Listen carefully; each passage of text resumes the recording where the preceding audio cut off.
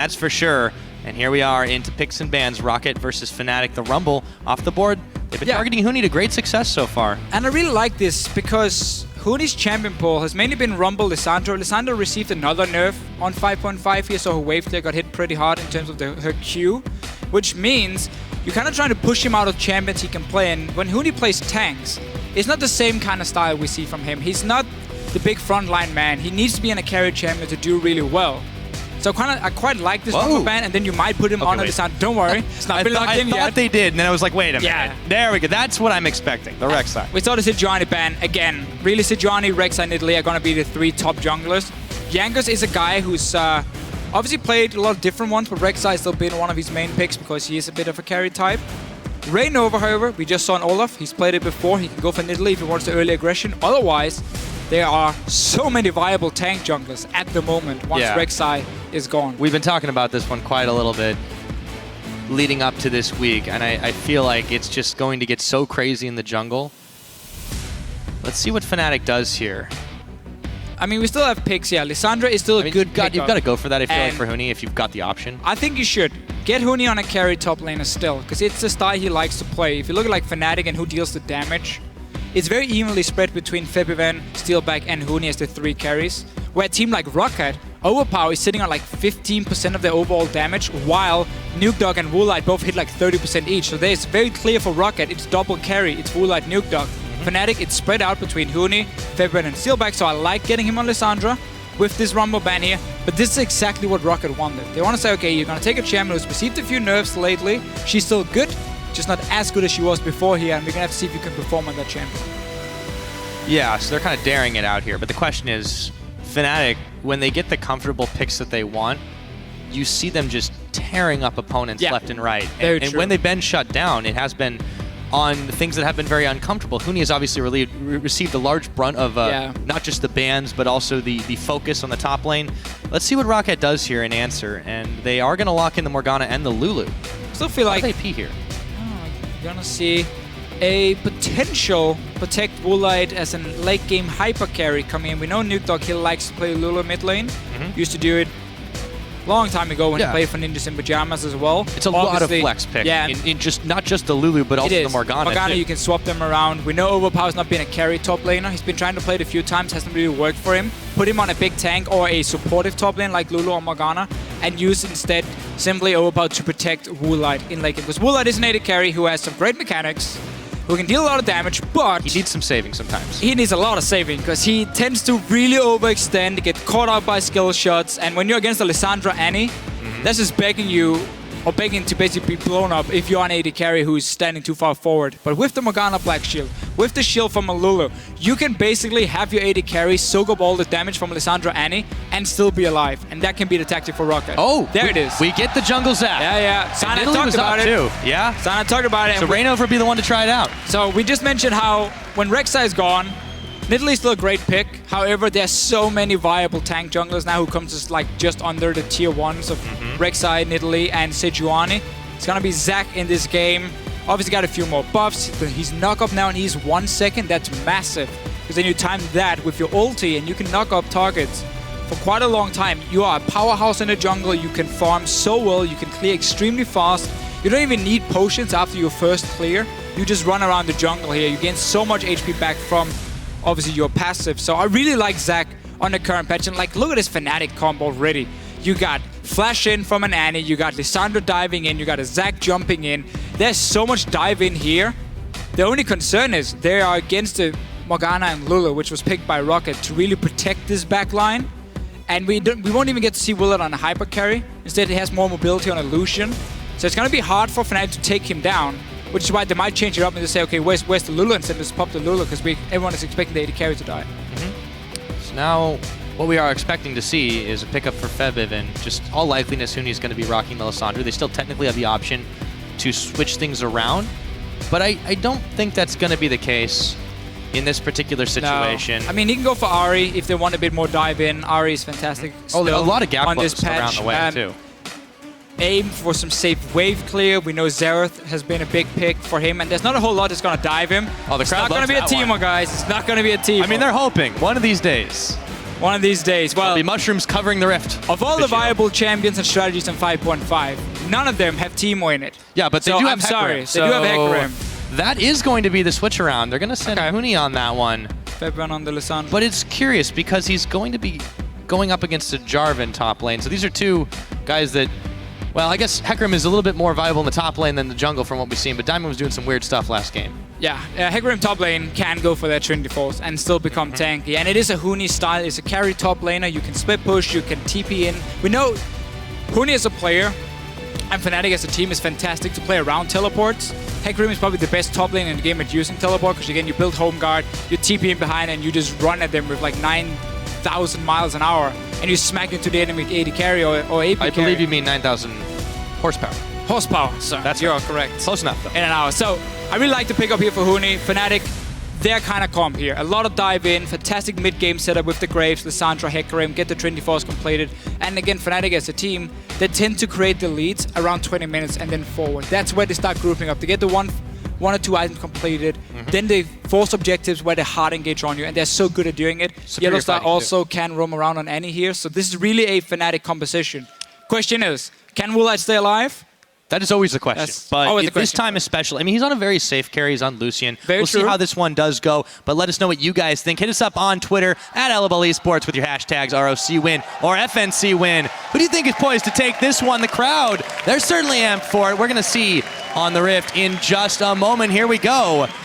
This is a big one for ROCCAT and for seeding, also for Fnatic. Starting off onto the Rift. And we can really see how ROCCAT here, they know Fnatic are so good in the mid game, so they're going to try and counter it. Jarvan top lane, fantastic in the laning phase. Fantastic once he gets like a Tiamat completed, has insane amount of all-in potential. So that's step one. Okay, you're not going to run over our top laner. Step two, we know Lulu is super safe mid laner, even has decent damage in terms of the mid game. And they trust Nukeduck on it too. They trust Nukeduck on it. The one game that he's had in the LCS, he went completely wild. And while Lucian gets countered by Graves in the laning phase, once you get out of the laning phase, once you get 2 or 3 items completed, Lucian starts really doing more than a Graves. So ROCCAT has a good setup in the mid game themselves, and we can see them put a lot of focus on Overpow in this top lane. He's on a carry champion. They're not waiting for the lane to start. No, he's losing the first one. Huni didn't even buy any potions. He just got a flask, and then he's ready to fight. Yeah, he got the better of that one for sure. A couple of wards placed down there. So hasn't been too much more action, but now it is going to be Woolite and Vander actually trying to chase out. YellowStar is moving in. Didn't get the ward down. They wanted the ward to spot if Fnatic was starting on Grump. First of all, if there's a 2v2 lane, it will give you that information. Okay, are they going to get that XP advantage? Do we have to be careful how we play the lane in the start? Because if the enemy team gets Grump and you don't get a camp, you have to just kind of sit back. Don't push the lane at level 1, because if you start pushing it, you will still lose the race to level 2, and then suddenly you're caught in the middle of the lane. Enemy AD carry is level 2, your AD carry is level 1, you can't trade, and you're forced to move back and away, and you get zoned out. So it's very important you get that information. We can see Vander is going in again, trying to get that ward here to see if Fnatic is starting on Grump. We just talked about how Graves will beat a Lucian, especially if he gets to level 2 first. They don't get out for free. A Steelback, though, walks right back in to the Dark Binding to start this one off. It looks like we will see a bit of jungle buddying for just a moment. Let me see Huni steal away. He's taking Reignover. He's actually taking the Raptor camp himself. So it's good against the Jarvan. I agree, but he's going to have to go back, and then I guess he doesn't have to spend his teleport, but he's losing out on so much XP if he doesn't, or so many minions and XP. Well, he should be teleporting back to lane. You always do, because again, as you just said, you don't want to lose out. And this is why he didn't start potions. So he got 300 gold after he did the Raptor camp. Instant bought a cloth armor, and he still has to sustain from the flask, and obviously he's W. So he did this simply to get a lane advantage for himself. If it's better than having 3 or 4 potions in terms of trading, we're going to have to see for Huni, because those potions do a lot of work for you early game. But he's already looking at Overpow here, because Overpow, he's pushing the lane. He was trying to get that level 2 point. Huni teleports in with the Raptor level 2. Suddenly, advantage for Fnatic. Yeah, Huni is having a blast already to start this one off against Overpow. So we'll see how that one continues. Meanwhile, the rest of the lanes have been a little more quiet. Febiven is taking some damage from Nukeduck, even though there's a level discrepancy now. That quick level up, it is resolved. Febiven not going to check in onto Nukeduck just yet. Still very safe on that Lulu. And I like this play here from Reignover. Notice what he did. He did 1 camp, that was the red buff. And then because Raptor had been taken by Huni, then Reignover walked all the way down into the river, killed the Scuttle Crab here simply to make sure his bottom lane can push the lane. Because you know when you have Annie, she's a very mobile support.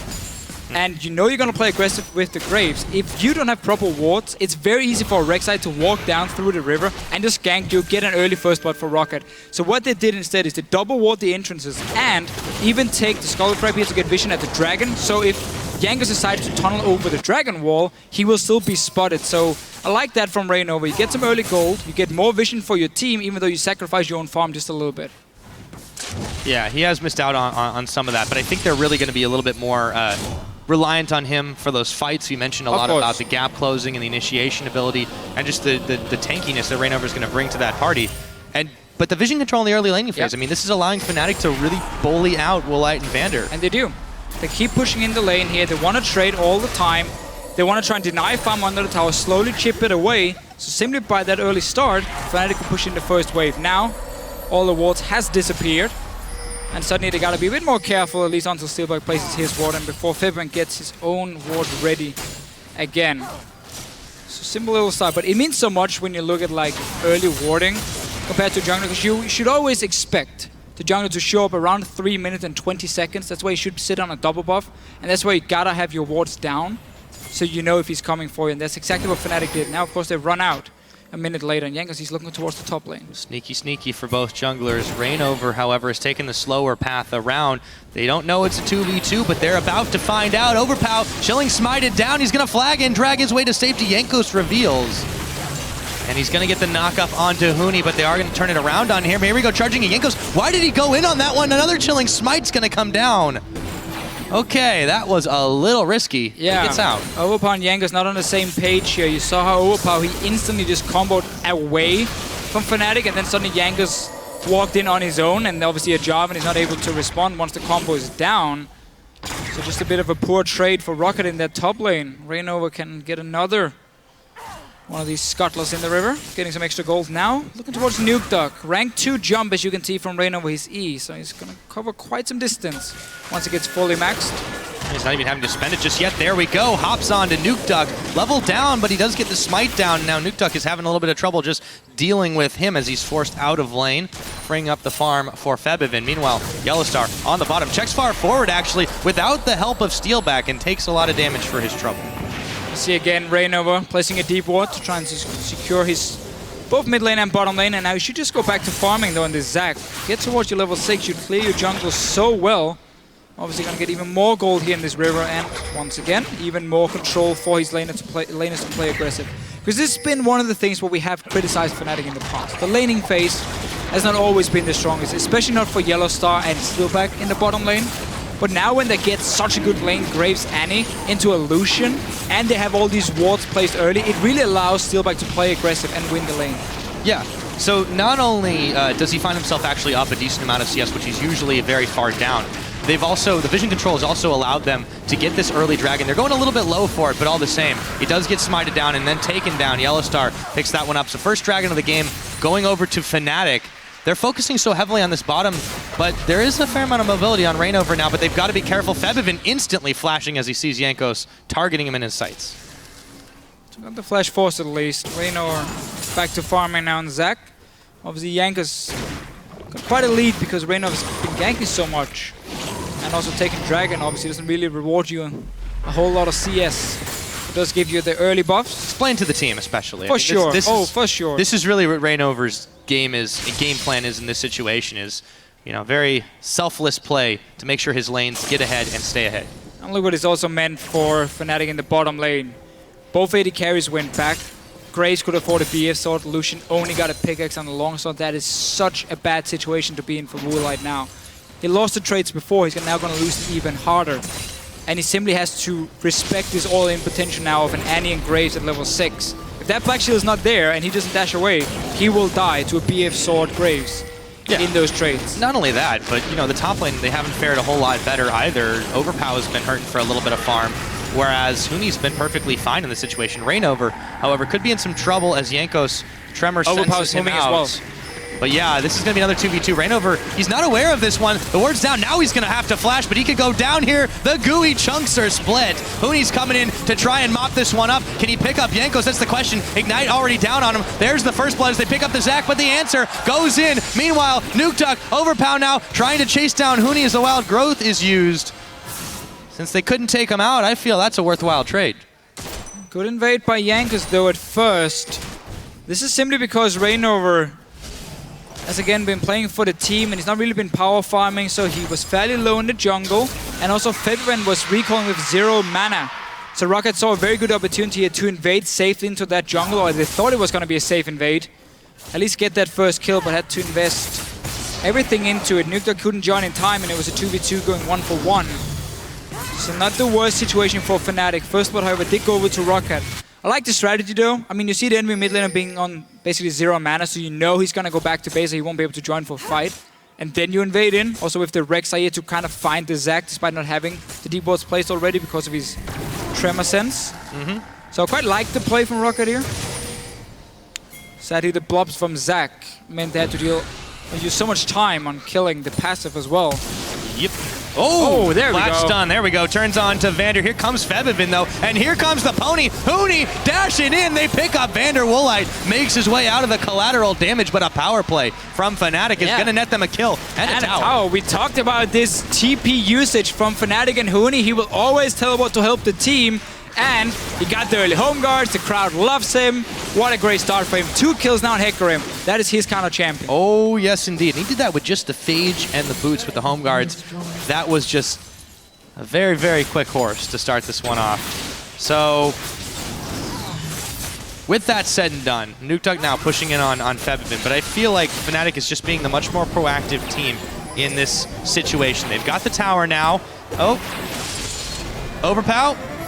He's going to try to make his great escape, but Huni's not going to let him have it. Flash, Cataclysm, lock him up for just a few more seconds. It looks like he'll be able to get away, but here comes Jankos, so they're going to turn this one. Oh! No! He's still dashing away. Can they get him? The Prey Seeker dodging out from Vander. Shut down. Goes to Vander finally, but they invested pretty heavily in that Deficio. They did. Oh, he's a little bit unhappy about dying there. Now mid lane. Not sure why I got excited about the mid lane. They're just playing minions, but it's exciting, dude. It's an exciting game. Roaming. That was Vander roaming, though. After the bot lane tower had died, he left the lane, walked all the way to top lane. Should be able to get a tower for ROCCAT up there for them. So they trade at least the bot tower for the top tower now, and they got a kill on Huni as well, who just picked up 3 before. And so a good trade from ROCCAT at least getting back here. Mid lane was pushed out. Obviously, bot lane, nothing really to gain. So at least they respond. That's true. ROCCAT has been still making plays around the map, and you can see this tunnel network of Jankos is coming in seriously handy, though he hasn't gone for the Void Rush just yet. Yeah. He's got him a good distance apart on the map. And, you know, you've got a dragon a little bit more than a minute away. Obviously, you want to contest that one the next time Fnatic was able to sneak it out. But ROCCAT aren't too many steps behind Fnatic in this. No, it's only Woolite being really far behind on this Lucian here compared to Steelback. BF, Sword, and Pickaxe. Now Woolite has gone for Average Blade simply because he went back, had around 800 gold. He couldn't buy anything. I mean, you don't really want the crit cloak at that point because you need some way of like getting back in the game, so he needs that extra gold now from the Average Blade. So he's really not in a good situation. He needs to sit and farm till he has a BF Sword, the 1550 gold, before he really wants to do anything. That should mean this next dragon will go over to Fnatic, because Steelback is so far ahead, teleports. Overpow will be close, at least, on Jarvan. He has the Tiamat now, as we mentioned before, which is fantastic. However, if Overpow dives in at this point, he gets blown up very easily. This is true. There's your Void Rush, as they look to put some muscle out over by the Dragon Pit. Febiven, though, in the area as well. Reignover already on site, gets the crab cleared away. The Dark Binding is not going to connect. A couple of pink wards in these brushes to make sure this secures some vision. One's cleared out immediately by ROCCAT, but the rest of Fnatic is now coming down. Okay. So is Huni. ROCCAT wants to fight it despite having a weak AD carry. Oh, YellowStar needs to be careful. Yeah, he's isolated, actually. He's going to dodge out the skill shots. The chains are on him, however. Tibbers is dropped, but so is YellowStar. Reignover bouncing all around, and it looks like Fnatic are trying to salvage the situation, but it's a 2-for-1 so far. Here comes Huni. Everyone on ROCCAT. Oh, so low after the fact. Huni's going to take down Woolite. They have Jankos slow. They turn their attention on Nukeduck. They got it. Oh, and down goes Jankos. Nukeduck nearly going to be the ace after the fact. So Fnatic comes up with a power play, but they're not satisfied with that just yet. A double kill going over, and for just a second they have the ace. And that was not even a bad start for ROCCAT here. They managed to kill the Annie first at least, while Febiven was coming from the bottom lane, while Huni was coming from the mid lane. But Fnatic is just so much stronger at this point. Steelback was just left on his own. Let's see it again. So they're going on YellowStar. Look at your minimap. Huni's not there yet. Febiven is not there yet. So it's 5 versus 3. Still trade 1 for 1. Now Huni and Febiven joins. Reignover will drop. But Steelback at this point is left completely untouched. Beautiful ulti from Huni. Then Febiven coming in. And everyone just melts. There's no damage for Woolite at this point. And obviously the Lulu as well is not going to be the one to carry the fights. You need your AD carry to pull out the damage. Oh, yes, indeed, you do. That was Fnatic just surgically taking apart ROCCAT after that. After the engage that really was great for ROCCAT, they just couldn't quite finish it off in time. So Fnatic, they get that quick ace, they get Dragon number 2. And ROCCAT are going to have some questions that need answering now on how they're going to start these next fights. Especially because they need so much time, and even going towards the late game, it's not like ROCCAT has a better composition. Jarvan's damage really falls off towards the later stages of the game. Rek'Sai is not as strong in teamfights as a Zac.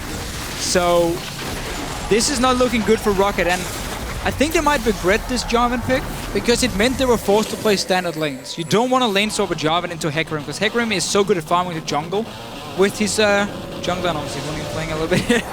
But he's having such a good time. Yeah. He's able to eke out the solos on the way back to base, man. Jarvan itself needs the laning phase to do really well because he's a lane bully. He's about the mid game.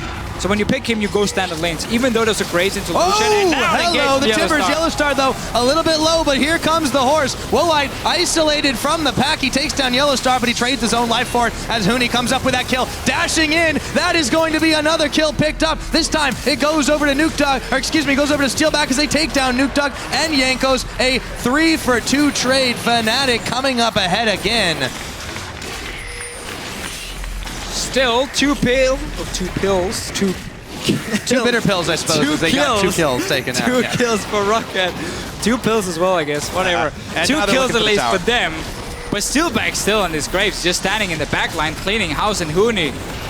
5 kills, 5 assists. Very big. They're going to jump on him, but still, this is not advised. In a number disadvantage. Vander goes down.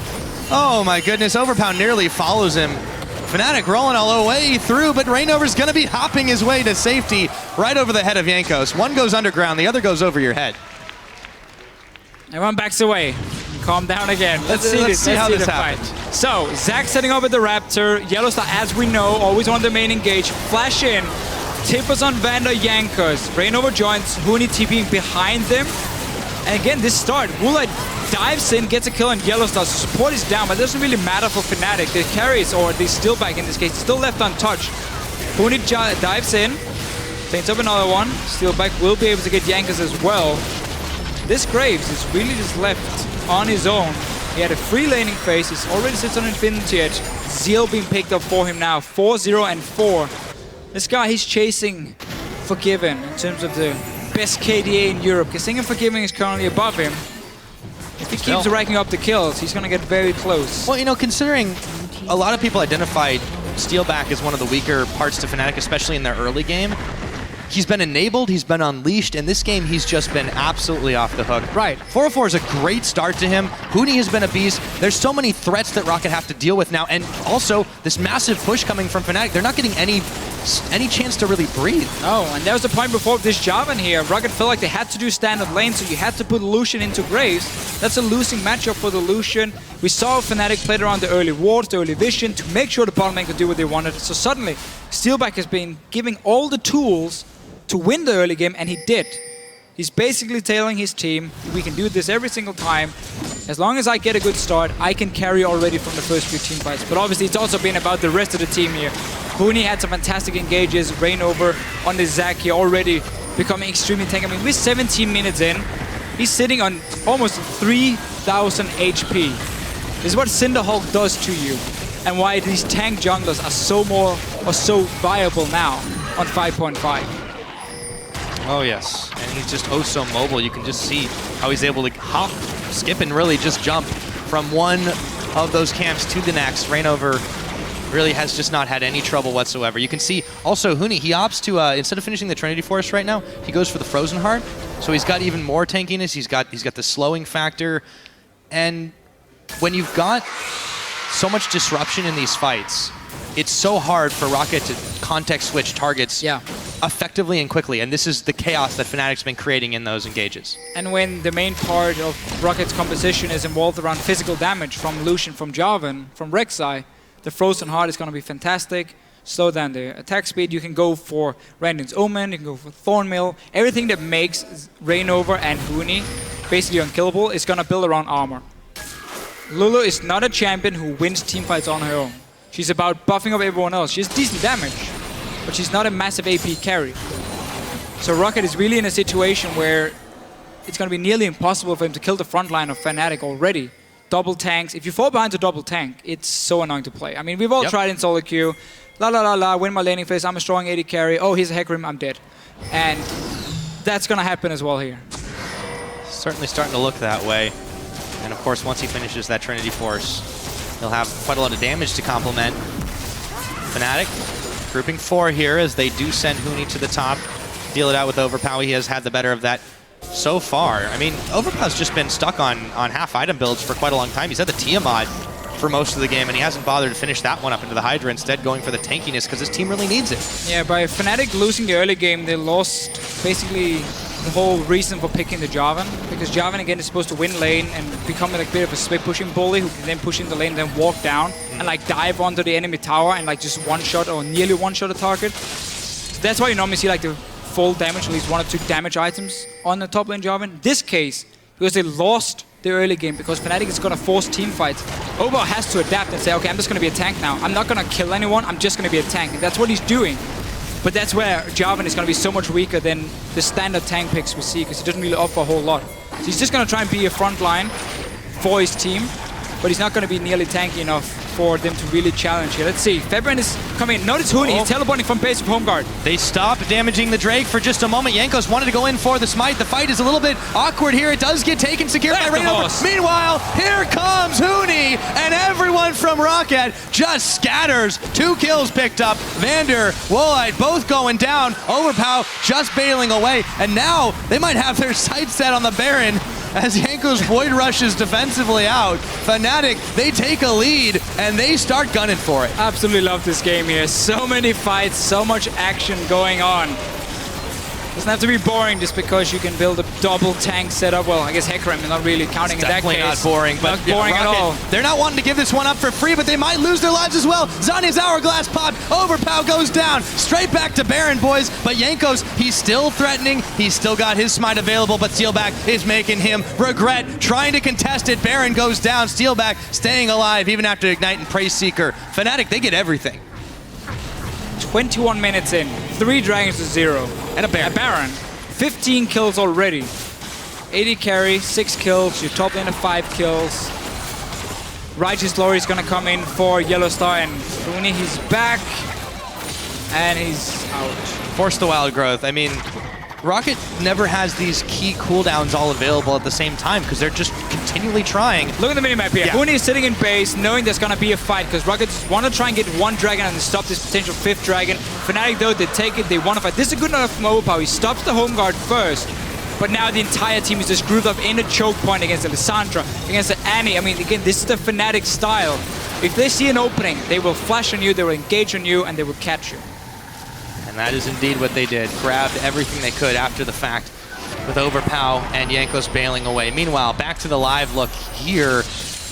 It's a 9,000 gold advantage with the 3 dragons, the Baron, 4 towers to 3. I mean, that's probably the closest stat with the tower numbers just because ROCCAT have been able to send Overpow on the split push missions a couple of times. But it looks like that's about to change. Fnatic, a lot of members on this bottom side of the jungle, warding it all the way through. Woolite knows he has to get the hell out of dodge. They can't defend this one.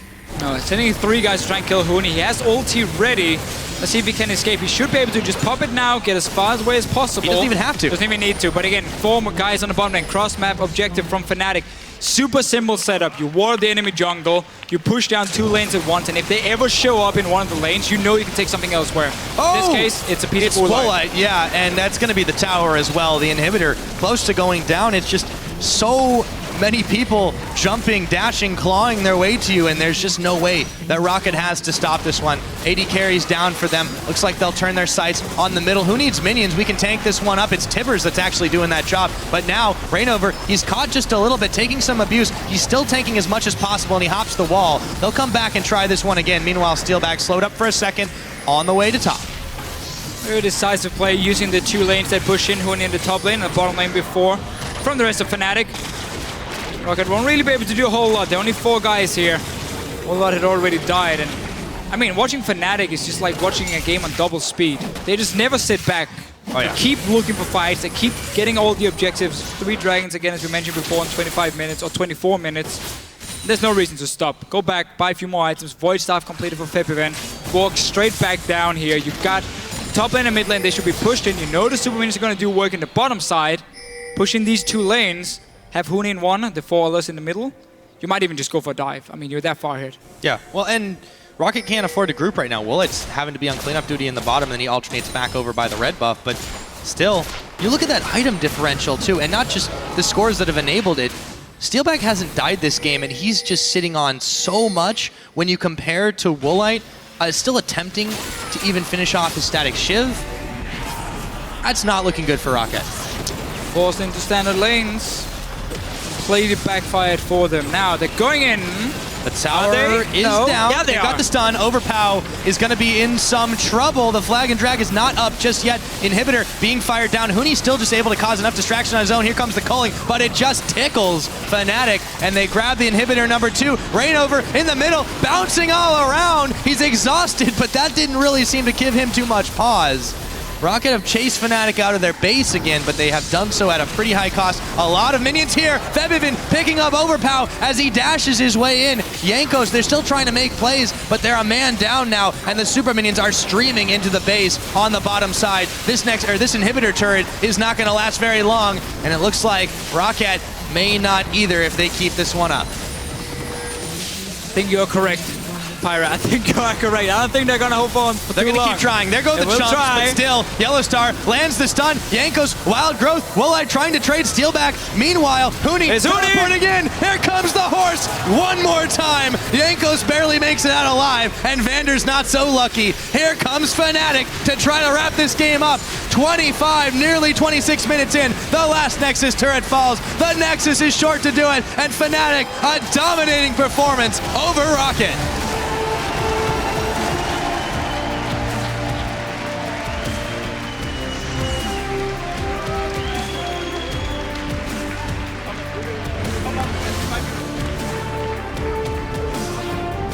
"26 minutes. That's all. That's a quick game.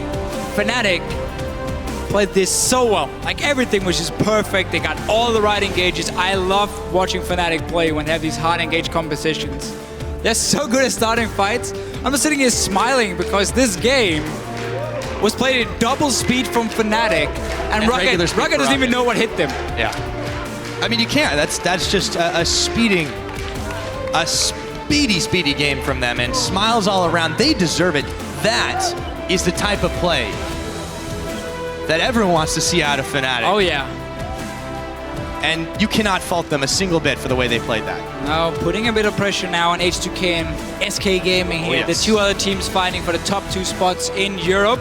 Fnatic is now tied with SK, at least in terms of wins, and SK is playing Giants later, while H2K will take on Elements.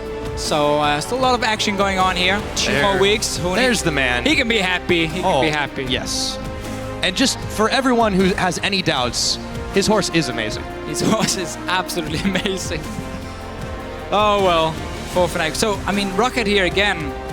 I feel like this Jarvan pick just forced them into play an early game they didn't want to. I'm not too sure what the main strategy was going to be, because normally when you have Jarvan, you pair him with like a very, very, hard engage composition, or well, a composition that can gank really well early on. So you take, like, we saw Gambit pull off a Twisted Fated IEM with the Jarvan, and you just like keep porting to the top lane and gank for him. You have a jungler who just camps that lane because you really want to snowball him. None of that really happened. We could see Jankos tried to. He walked top lane, but Lulu is never really going to follow up top. Yeah. So the Lulu pick in that sense didn't really do anything. But the whole strategy just meant we have to do standard lanes. We're going to be in a disadvantage in the bottom lane, and that really hurt us. Also, with obviously Huni picking up these early kills, kind of removed the whole point for Jarvan. Well, I really think the early game setup for Fnatic was particularly brilliant in the way Reignover's doing. You talked a lot about how he goes and clears the Scuttle Crab, and then, of course, there was a lot of the warding effort. It just was kind of like a war of attrition with the wards there after the fact that enabled Steelback and YellowStar to just push in as hard as they wanted. Yeah, and there was no help possible. Jankos was a little bit busy focusing up top, focusing around the map, focusing on clearing his jungle out. And by the time he was able to help, the tower was gone. Yeah. So from there, it was kind of almost like playing a 5v4 because they effectively neutralized Woolite in really getting involved in the fights. You saw how low he had, how little damage he really had at the end when he was trying to force people back. He was culling the entire team and it did nothing. It was just a really well played early game because when also you have those wards placed on the bottom side, at every entrance to the river, if you don't see the jungler there, you just tell your top laner, play safe. Yeah. Like, there's such a high chance the enemy jungler is sitting up there. We saw Jankos try, did nothing because Huni was just, okay, I'm just going to sit back. The invade was good from ROCCAT on the red buff. Like, the plan was great. Yeah, I mean, they got the kill. But that was it. Like, Fnatic, it was all about them in this game. They played the early game perfectly. They played the team fight so well. I love the hiding edge compositions. I love that Huni's picking up Hecarim because it is his type of champion. He can carry on, he can split push, and it's tanky, which is something that he didn't have in his other picks. That too, and you can home guard teleport. Exactly. Which looks awesome. Which he did several times. If you ever want to have a 101 on how to play top Hecarim, well, that was it. Basically, yeah. Yeah, he did fantastic on that one. And, you know, again, it wasn't just him. Reignover had a really effective performance on Zac, did exactly what he needed to for his team, especially. He had a fairly good kill participation. Obviously, his kills themselves weren't that great, but then you don't need that because you're just getting in the middle of the enemy team and bouncing up and down and scaring them into throwing summoners on you. You saw how much they exhausted him, and he's just like, everyone focus me. And then it was fine. Your entire job is to jump in and just die. And then your passive is there, and if they focus your passive, they don't deal damage to anyone else. Yeah. And you're basically done your job. To smite a chunk. Sure. Yeah. And you don't even need Chilling Smite for that either. No, that's true. Okay. But you have done your job then, so really well played. Love the early game. Love the mid game. Love the late game. Well, we didn't really get to. Did you love the fact that they didn't have a late game? I do. Yeah. I do. 26 minutes. That was one of the faster games we've had in quite some time. And remember as well, if you play any support, Righteous Glory is fantastic on her right now with the buff to it. Mentioned already in the last game. She's not quite so squishy at that point, too. No, she's not. Yeah. Yeah. Everyone gets Righteous Glory. You can see how little there is to talk about in this game because it was so fast. It was just like we can break it down as much as we want. How was your day, but it was wonderful. Was it? I got on a train. I came over here. I got to say what up to my favorite co-casters, and get ready to go. Sounds extremely boring. Well, if you put it that way. I mean, anyway, more about Fnatic. Sorry, dude, for ROCCAT it was an amazing game from Fnatic, but for ROCCAT, what does this mean for them? That's the question. Yeah, it basically means now you are not even looking at giants and elements. You're also looking at medium makers, and you're looking at that relegation position. Just to recap it, I know we've said it many times, number 10, auto-relegated to the Challenger Series, no chance of staying in the LCS. And number 9 and number 8 is playing relegation. That will be the week after the playoffs or the finals here in the EU LCS in Madrid, of course. The week after, we're back in Berlin, we're playing relegation. 2 Challenger teams comes, 2 LCS teams, and then obviously the 2 winners will be in the LCS. For ROCCAT, this was one of the games where we probably wouldn't say they were supposed to win it. They have a fairly easy schedule left. Yeah, this was easily their roughest. Yeah, this was the hardest game they had. You've got Giants coming up. You've got Copenhagen Wolves and Meet Your Makers. Yeah, but of course, 2 of them you should be able to win. You should, but we've also seen some very surprising play out of Meet Your Makers and Giants. True. And and again, the Wolves, they're not exactly slouching either, so it could be a little rougher than it might appear on the surface. ROCCAT's got some work to do, that's for sure. They do. Elements coming up later today, obviously fighting with them. And number 7, safe spot. We're gonna have to see who will get it. Yep. Well, to break that down and, of course, to break the game